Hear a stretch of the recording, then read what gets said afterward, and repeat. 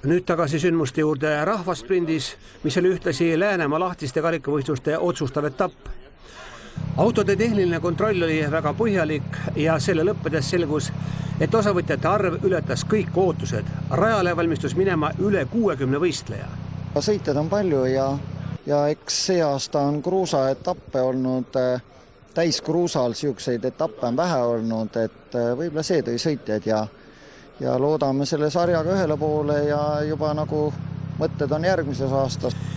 Igaühe terviseklubi meeskond oli ette valmistanud 2,6 kilomeetri pikkuse kruusakiiruskatse, millega pärast tutvumist jäid rahule ka kõige kiiremate neljavööliste klassi favoriidid. Saab kiirused päris suureks seal ikkagi ja seal on lõpukäiguga mõned kohad tuleb lasta, aga sikaanid pidurdavad muidugi need kinni kõik. Aga eks see teebki huvitavaks see kiirendus ja jälle sirge ja jälle väiksed kurvid ja rada on minu mõist päris ohutu tegelikult, sellest ei ole nii sügavaid kraave küll tegelikult. Aga eks ta sõidu all näha kõik, mis seal toimub. Rada väga keeruline ei ole, et väga palju sikaane ja nende vahel sirged, et tuleb palju nikerdamist ja tunnidest tuleb lihtsalt hoiduda, et muu ei olegi oluline. Korraldajate ainus mure oli aina tugevnev vihmasadu, mis võis mõned kohad rajal veidi liiga libedaks muuta. Kuni eilse lõunani oli veel päris kena ilm, et vaatasime, tuleb kuivvõistlus, aga peale lõunat läks vihmaks ja praegult on rada läinud libedaks, et tuleb püüda rajal püsida ja ega kõrval rohi on libe, et loodame, et kõik sujub ilusti ja saame tänase võistlusega korralikult hakkama. Kui tehniline kontroll oli oma töö lõpetanud, võeti kõik osavõtjad korraks kokku, et vajalikud momendid veel kord üle rääkida. Alati heatujuline Sirje Potissepp oskas ka vaidlusmomendid naljaks pöörata. Siin muud teha on, kui naerad ennem. Kiire. Silmad peavad ikka 3 meetrit ees olema kogu aeg. Kahju, et tünnid vahele. Jah, kahju, mis tünne vahele pannid? Las niisama hullud lahti. Just Läänemaa mehed on seni populaarse Mosse liigaga ühendanud ka teiste nõukogude ajal toodetud automarkide osavõtjaid. Nii sündiski uus klass SU.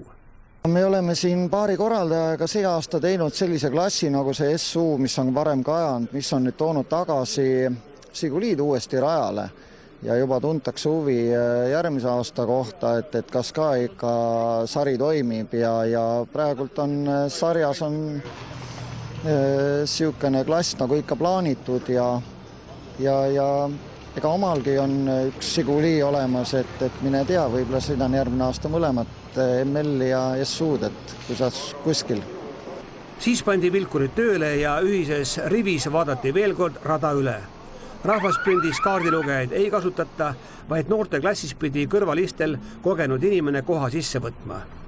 2,6 kilomeetri pikkune katse läbiti 3 korral, arvesse läks 2 parema aja summut. Noorteklassis oli ülekaalukas võitja Toni Võsur, kelle parima vooru aeg oli paras pähkel hiljem ka täismeestele. Teise koha saanud Raido Reebab sai aga sarja üldvõidu. Juba naiste arvesse esimene voor näitas, et Sirje Potissepal on kindel plaan võiduga koju minna. Kui palju see kiiruse peal nüüd teistmoodi paistis see rada?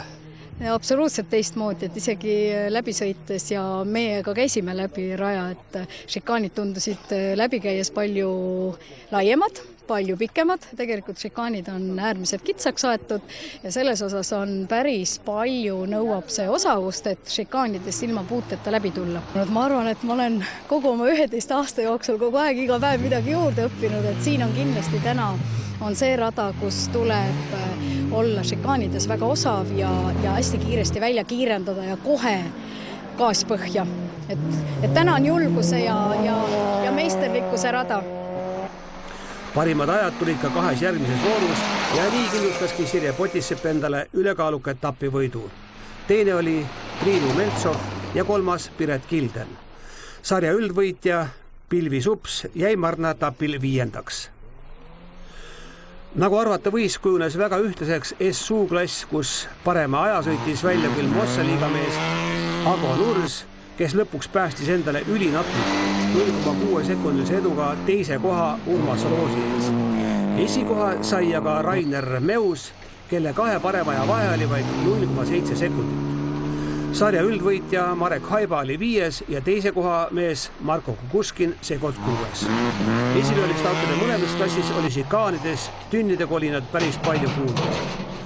Kuni 1,6 liitriste klassis oli võistlus esikoha pärast äärmiselt tihe. Parim aja sõitis välja küll Aiko Aigro, kuid kahe parema vooru summas oli 0,8 sekundit nobedam hoopis Taavo Tigane. 3. ja 4. koha vaheks jäi lõpuks vaid 11 sajandik sekundit. Just nii napilt edestas Silver Sõmer Karel Tölpi. Klassi esikolmik hooaja kokkuvõttes esimene Aiko Aigro, teine Taavo Tigane, 3. Tõnis Krass, kes seekord oli 5. Kõige kiiremaid aegu sõideti loomulikult nelikveoliste klassis, kus avavoor valmistas teatud mõttes üllatuse. Favoriidid Palm ja Kangro olid väga ettevaatlikud ja sekundise eduga asus liidriks hoopis Kristjan Peegel. Selgelt kiiremad ülejäänutest olid 3 meest ja favoriit Helmet Palm alles 3. kohal. Esimene sõit on alati olnud rajaga tutvumine, nagu öeldakse. Aga teine sõit läks hulka ladusamalt, kui välja arvatud üks auto oli seal ees, et ei saanud aru, kas sealt saab mööda või ei saa. Kuid julgelt võin öelda, et kindlasti on veel võimalik paremini sõita ja selleks on 3. voor. Teises voorus võttis Helmet Palm asja juba tõsiselt ja tõusis 3 sekundilise eduga liidriks. Võrdsed võimalused olid nii Anti Kangrol kui Kristjan Peeglil. Toomas Tamsalul oli avavoor ebaõnnestunud, nüüd tekkisid tal aga uued lootused. 3. voorus sai parima aja kirja Anti Kangro, ometi jäi 2 parema aja summas üldvõitjaks ikkagi Helmet Palm ja seda koguni 4 sekundilise eduga. Ei peagi olema kogu aeg võit, võib ka olla teine koht või 3.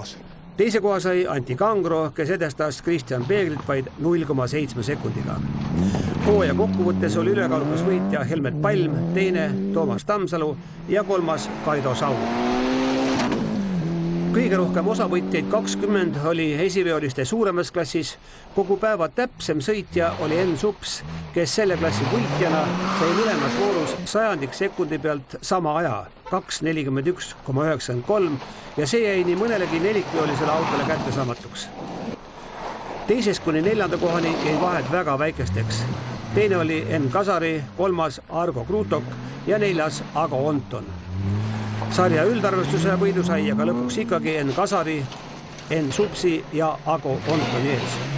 Läänemaa karikavõistlustele tõmmati sellega joon alla, HEPA karikavõistlustel jääb aga üks ja väga põnev etapp veel sõita. Plaanis on HEPA viimane etapp teha, mis ei ole vist olnud kunagi, on suur ralli, Rapla ralli oli, aga tahaksime teha linna sees. Et teha seda huvitavaks, kuna sellest suurest rallist oli näha, et rahva huvi oli tohutu, seal oli tuhandeid pealtvaatajaid, ei tea, kust need tulid, kas kõik rahvast. Aga püüame kõik, muidugi keeruline see on linna vahel või korraldamine, aga püüame hakkama saada. Ja praegu on plaanis ka veel võistlejate vahel auhinnaks, loosi auhinnaks Motorolla. Ja et oleks asi huvitavam sellega siis mitte võitjate ja 3 hulgas osavõtjate vahel, aga kõigi osavõtjate vahel loos. Pikk ja õnnestunud päev selja taga tähendas seda, et Igamehe terviseklubi korraldus oli sujunud ladusalt. Meeskond on hea olnud, kes on tervet sarja aidanud korraldada ja toetajaid on see aasta olnud lihtsam leida ja on toetajaid võrreldes eelmise aastaga, nii et ajad lähevad natukene paremaks ja loodame ise kõike paremat.